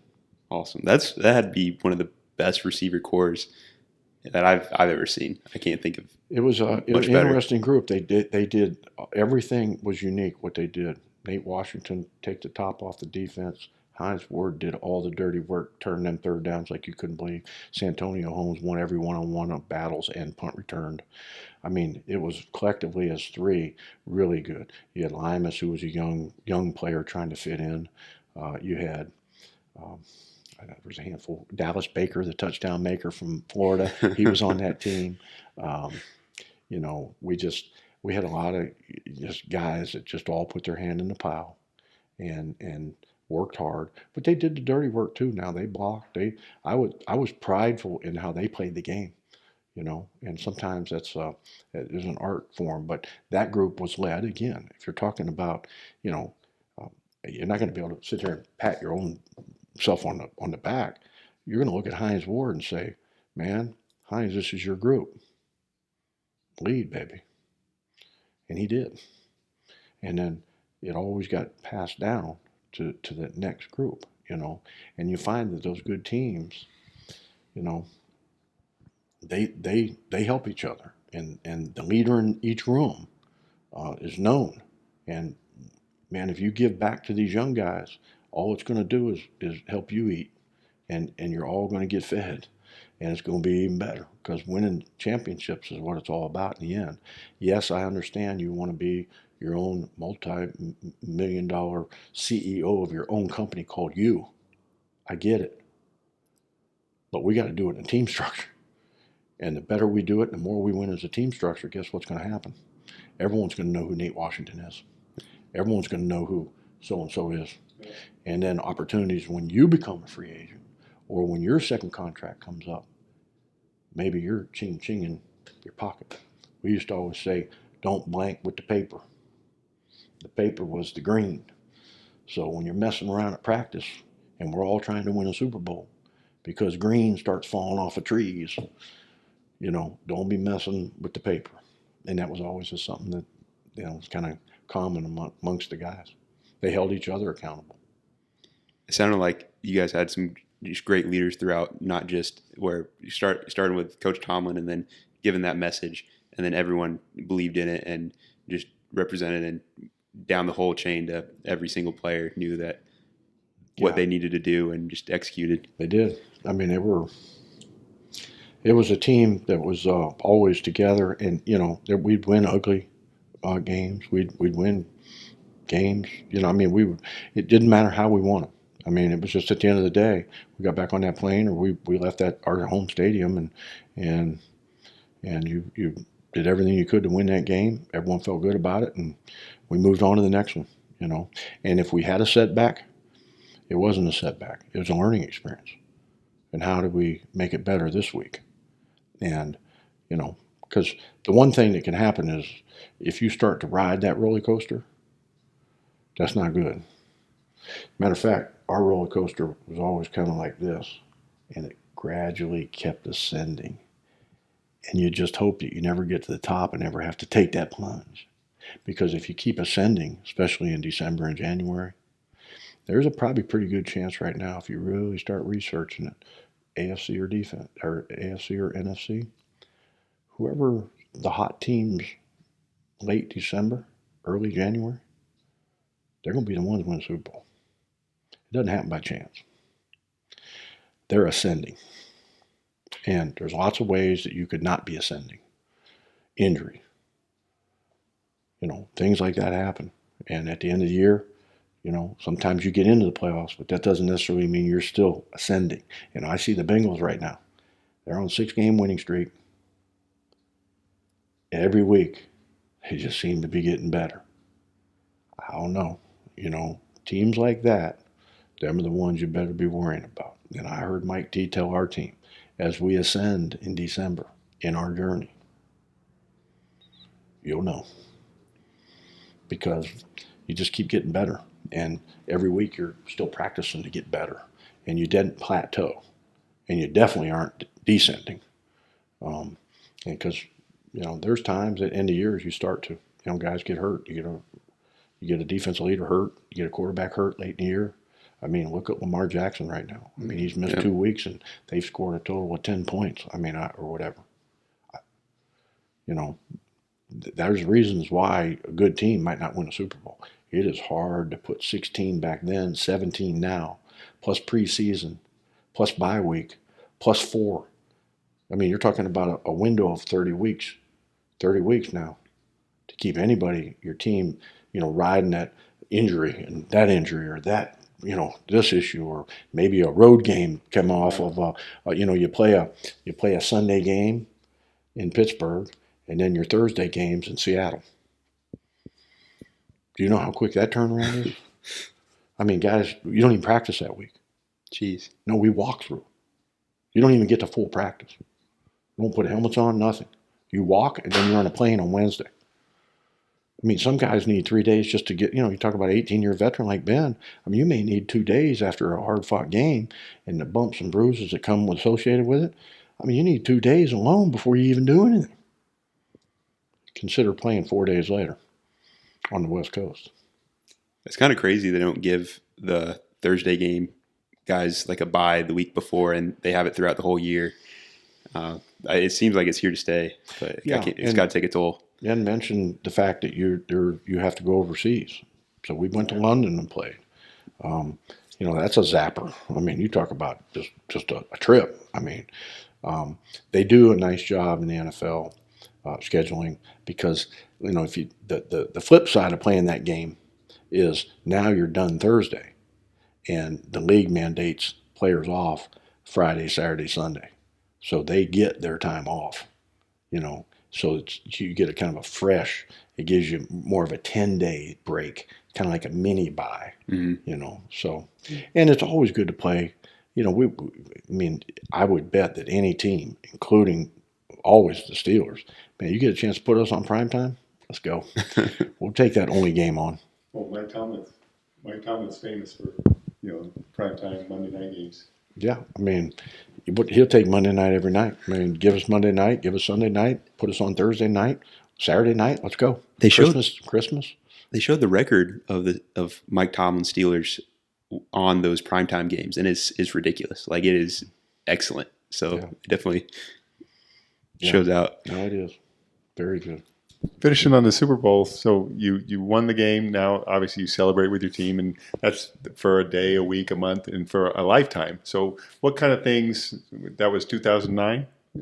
Well, so it was the 2008 season, and then the game got played, obviously, in January. So 13 years, what kind of being a Super Bowl winner, what kind of stories do you have of meeting people, or just people? You never probably have to buy a drink in Pittsburgh anymore or whatever. Well, no, probably not at times, but not really. I mean, you realize real quickly that you went all the way into February.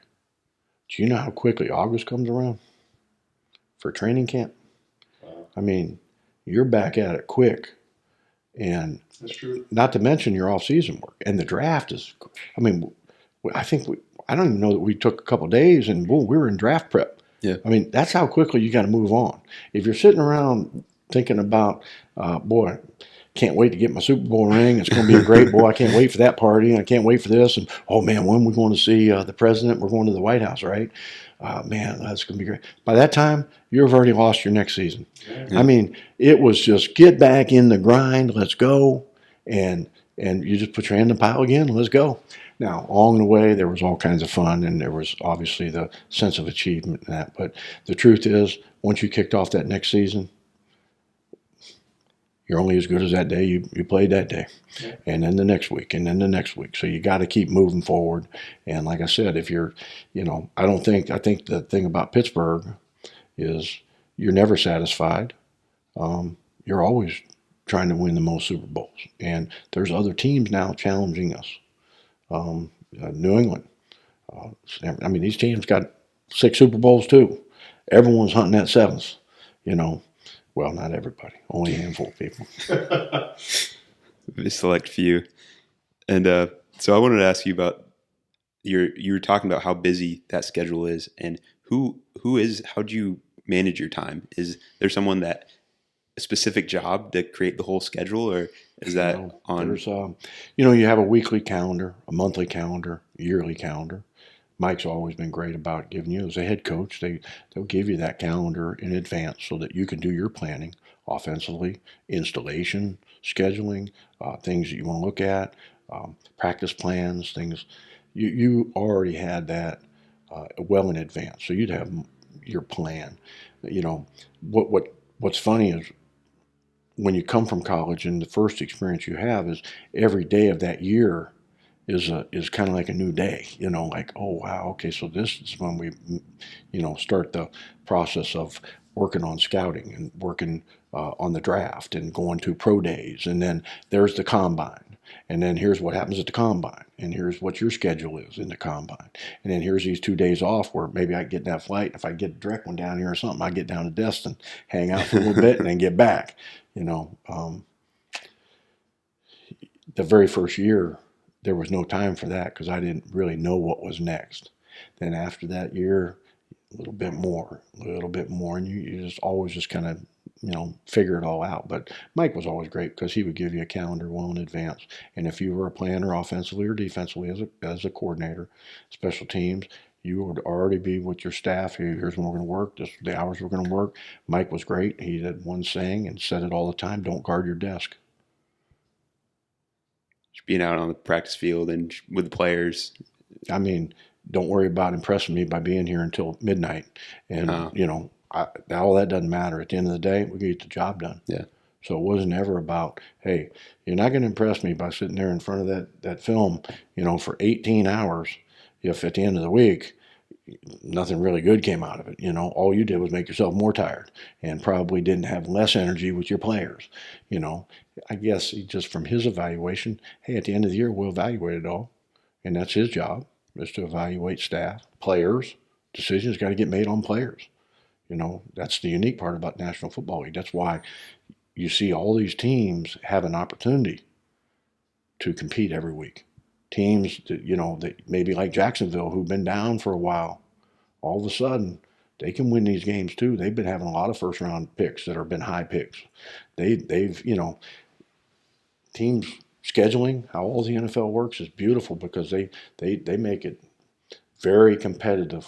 Yes. With how they have to do, scheduling and all that. So, from a work standpoint, it was always, I liked the mornings. Mike was great about that because as a staff offensively, we would meet earlier. So, in the beginning, when I was coordinator in colleges, I felt like, I know it's inconvenience for some of you because you're not maybe 5 o'clock guys. I'm a 3 o'clock. Joey Dunn taught me way back in Vegas. He's an all-time great defensive coordinator, been a head coach in college football. He just passed in the last year. Super guy. He was an early morning. And one of the first days that I went in, I realized he was beating me in. So I'd be in about 3:30, 4 o'clock because I don't sleep great. He'd already be in there. Wow. I'd see him around the corner. We got to talking. He says, best time of the day. I get all my planning done. I can get my own time before secretaries start working down the hall, players start walking in and out. You have to go to a meeting. Coach is going, then someone pulls you for something. He says, man, it is the best time of the day. And that's what, and to be honest, it stuck with me. So, unfortunately, offensively, we would always early meet. And then what it allowed you to do, at least in college, when my kids were younger, at least all those other coaches' kids are young too. At least you might see them on one end before they go to bed. If you're working normal, 7 or 8, you might not see. I mean, you may not see them before they're up and going to school. You might have a whole lot of time, and then you're definitely not seeing them at the end of the day. Mm-hmm. Historical, you'll hear of coaches working to midnight, sleeping in the office, all that. There's days that things like that have to happen because we just talked about Sunday, Thursday game. Yeah, turnaround's quick. Sometimes we left right from the airport. We'd get home on a Sunday night, go immediately right to the office. You already knew.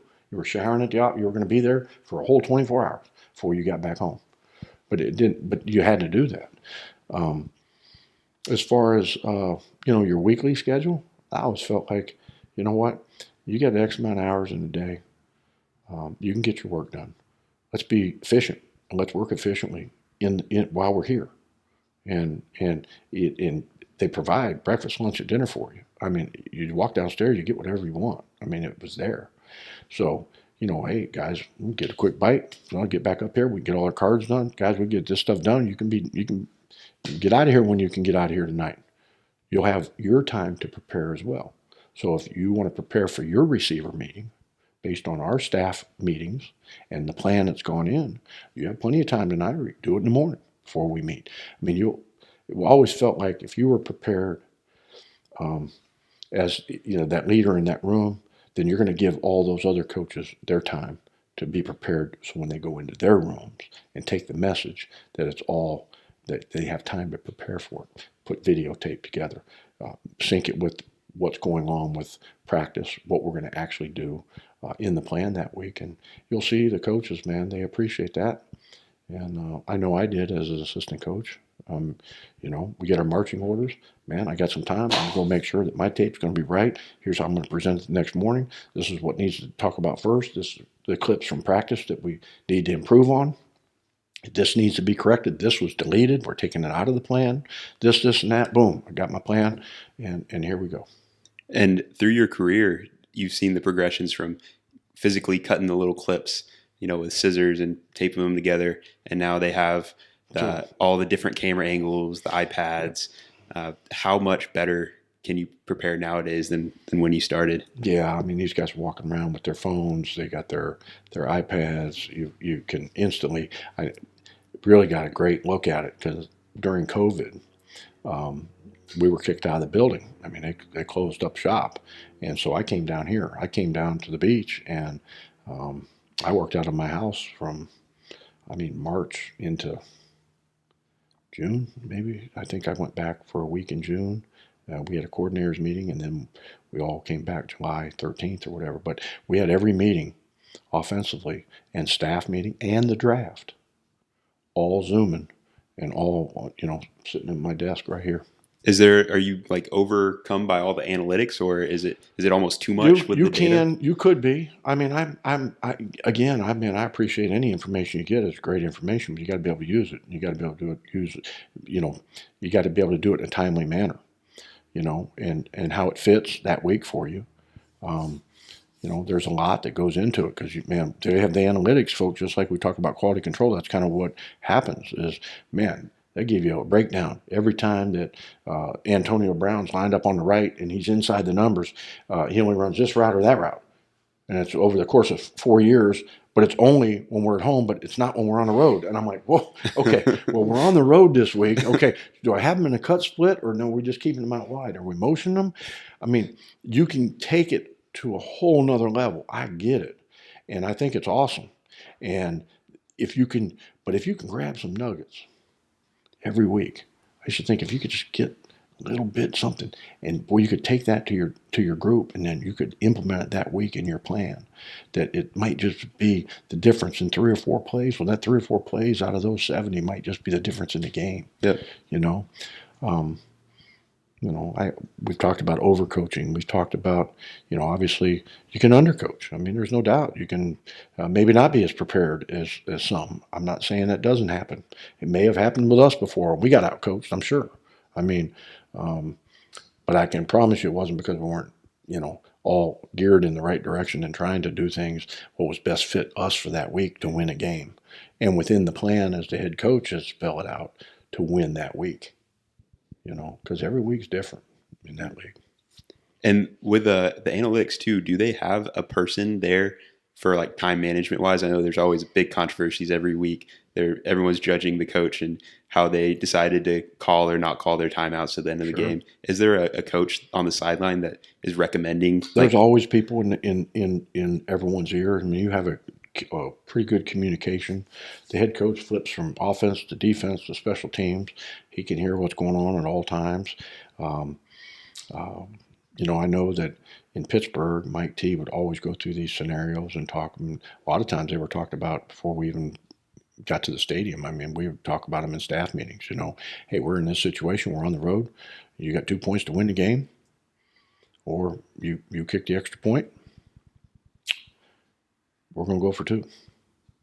And you already know it. We're going to win the game on the road, hostile environment. If you're put in that position, get your 2-point play ready. We practice it all the time. You already know during the week, you got this time to figure, hey, this is when it's going to be called, and you've been working it for months. Have it ready. And you guys were also one of the early teams when they moved the extra point back. We went 2-point play. You went 2-point play. Yeah. So that year we were 11 for 13. So we had made the most 2-point conversions in the history of the National Football League in a season. And we had attempted the most 2-point conversions in the history of the NFL in a season. Mike T jumped on board of that. I'll never forget the day he walked in. I was a quarterback coach. He walked in and says, here's what we're going to do. Randy, you're in charge of 2-point plays. And the quarterbacks, you, Byron Leftwich, and you, Charlie Batch, and Dennis Dixon was in the room as well. You guys are in charge of preparing that 2-point play and studying it. And so before we ever get to Thursday, here's 3 or 4 ideas.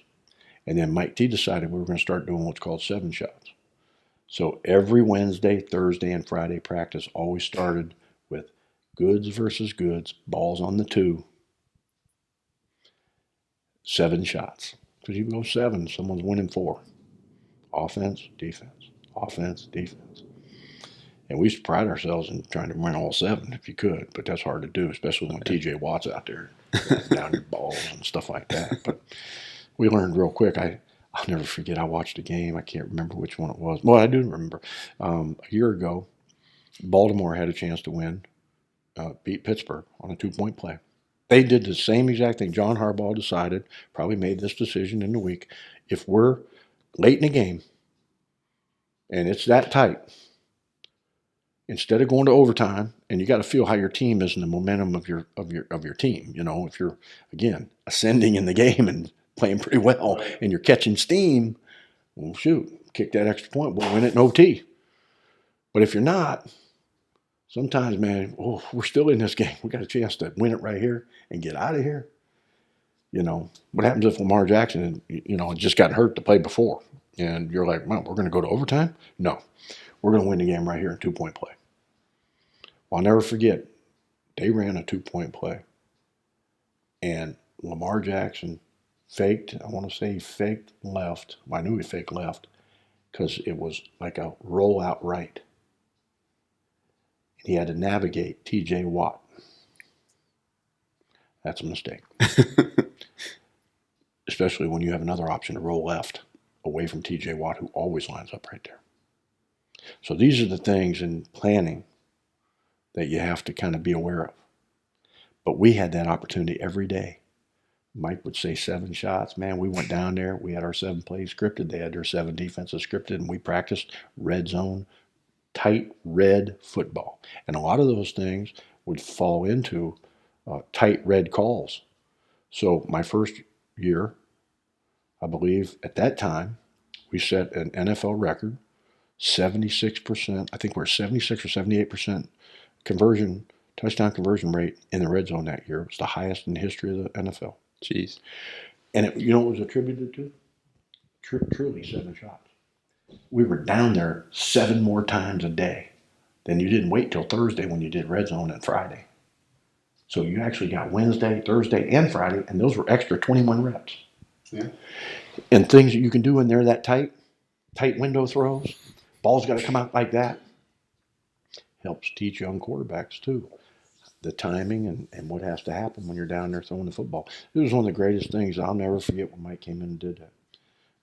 It was awesome. He gave those quarterbacks and says, guys, start putting your heads together. Keep it off of Ben. At the end of Thursday, we'll present them. Hey, let Ben take a peek, see which ones he likes, and then he'd sit there and have 1 or 2 that he might like, and then he'll have his own thoughts, and then boom, by Friday, these are the ones I like. That's great. I think it seems like a consistent theme throughout the whole time. There is giving a clear objective and letting the people know like they have the freedom to accomplish this goal as needed, but as long as it gets done and it's good to go. Get it done. I mean, they make the plays come alive. There's no doubt. Ben was going to get that in-helmet perspective. So many reps, him, Tom Brady, all these these guys that played this much, they can tell you. They can nix things real quick and say, nah, that's not working today. Okay, let's move in this direction. I got you. You don't have to beat me up.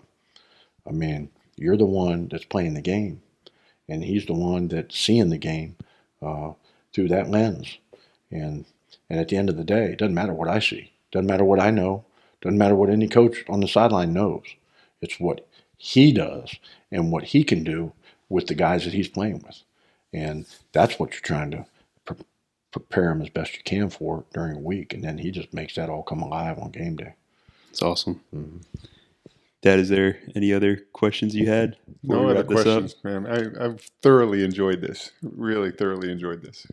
I don't know if I've ever talked to somebody this long and just been enthralled the whole time. Really awesome. Well, I don't know about that, but it's fun to kind of get it out. We were talking, and I've not done it much, since I've been done with Pittsburgh. I've just kind of just been doing my thing down here and having fun with the family and weddings and all that kind of thing. And it's been a unique experience for me to be not coaching and kind of integrate back into life. And I'm enjoying it. And there's something about the beach life.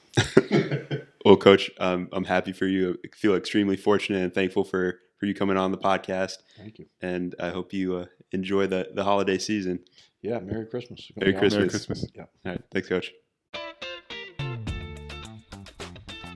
Thank you for listening to the Mike White Podcast.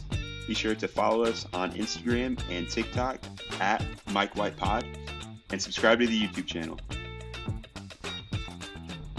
Y'all have a great day.